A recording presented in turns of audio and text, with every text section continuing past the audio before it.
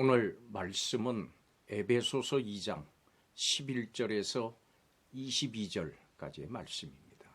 이방인이고 또 할례받지 않은 무리며 그리스도 밖과 이스라엘 밖에 있어서 언약에 대해서 외인이고 소망도 또 하나님도 없던 자들이 주님의 피로 가까워져서 하나님의 가족이 됐습니다. 화평이고 모퉁이 돌 되신 예수님으로 인해서 한 새 사람이 된 우리는 예수님 안에서 이제 하나님의 처소로 지어져 갑니다. 오늘 말씀의 내용입니다.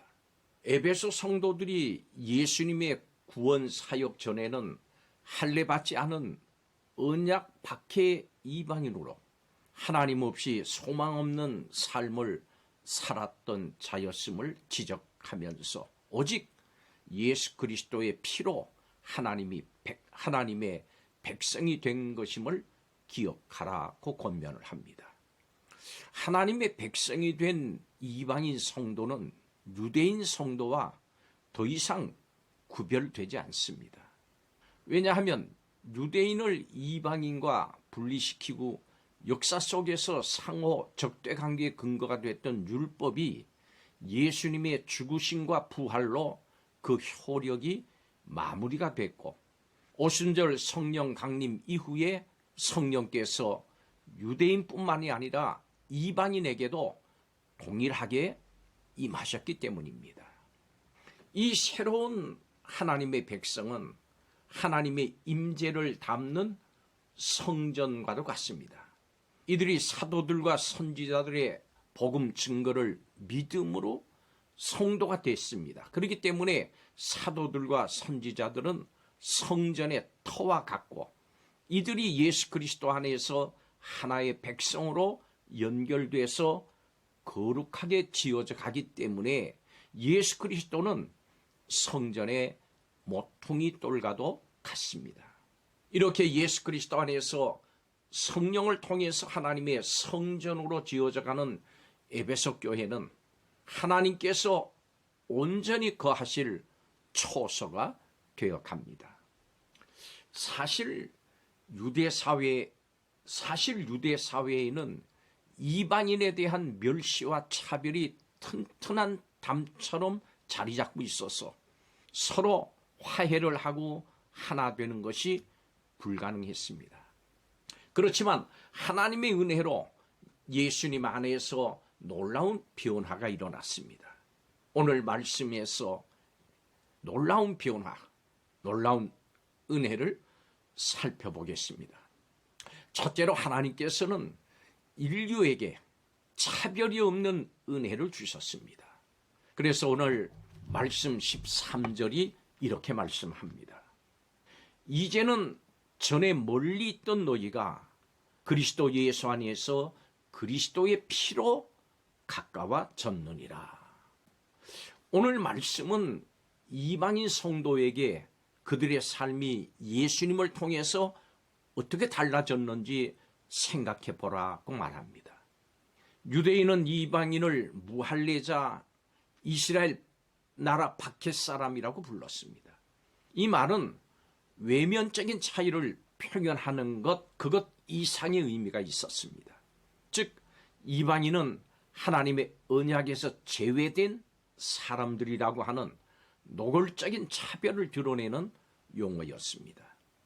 이렇게 취급을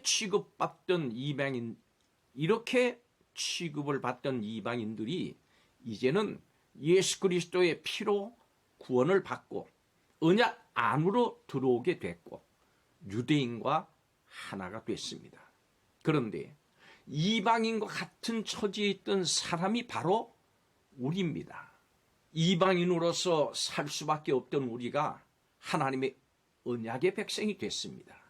이 놀라운 은혜를 받은 사람으로서 우리는 누군가가 인종적, 문화적으로 자신과 다르다는 이유로 결코 그들을 함부로 판단을 하거나 차별해서는 안 됩니다. 인류는 하나님 안에서 한 가족입니다. 예수 그리스도께서 이미 이루어 놓으신 이 일을 기억합시다.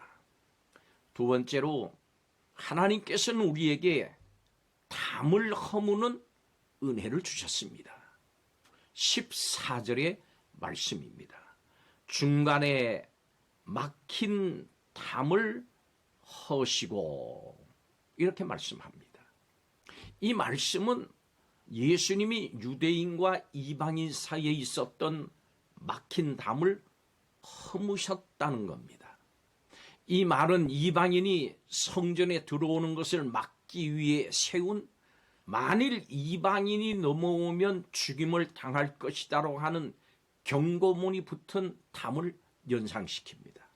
그렇지만 눈에 보이는 담보다 더 높고 결코 무너지지 않는 담은 유대인의 마음속에 있던 이방인을 향한 배타성이라는 담이었습니다. 이 담을 예수님이 허무셨고 유대인과 이방인을 한 세 사람으로 만들어서 화평하게 하셨고 함께 하나님 아버지 앞에 나올 수 있게 하셨습니다.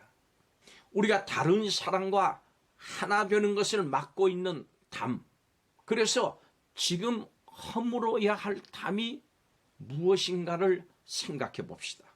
공동체의 성장을 막고 복음을 들고 나가야 할 소명을 막고 있는 담이 무엇인지를 살펴봅시다. 더 이상 그 담을 방치하지 말고 허물어 버립시다. 용서해 주시고 회복시켜 주시고 화목하게 하시는 예수 그리스도의 사역으로 들어가기 위해서 우리 모두가 힘씁시다.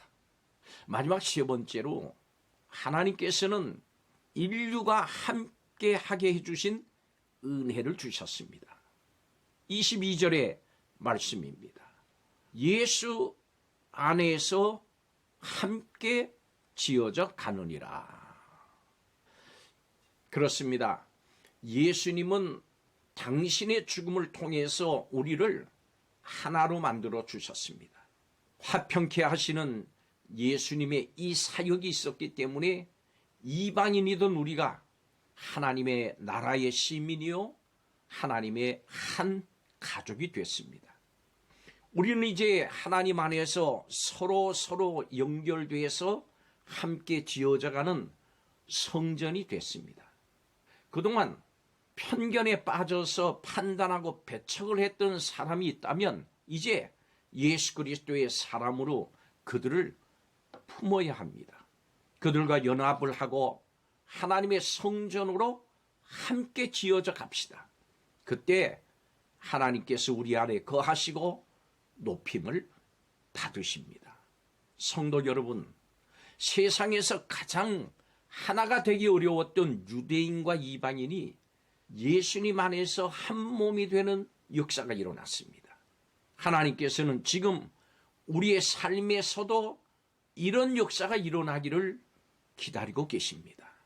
그 터를 닦아놓으셨습니다. 예수 그리스도를 통해서. 하나님께서 맡겨주신 이 일을 이루기 위해서 지금 이 시간 우리가 누구와 연합해야 될 것인가 생각해 봅시다. 우리는 혼자는 할 수 없지만 동역하면 이루어지는 것을 많이 경험할 수 있습니다. 함께하면 우리는 더 놀라운 일을 할 수 있습니다.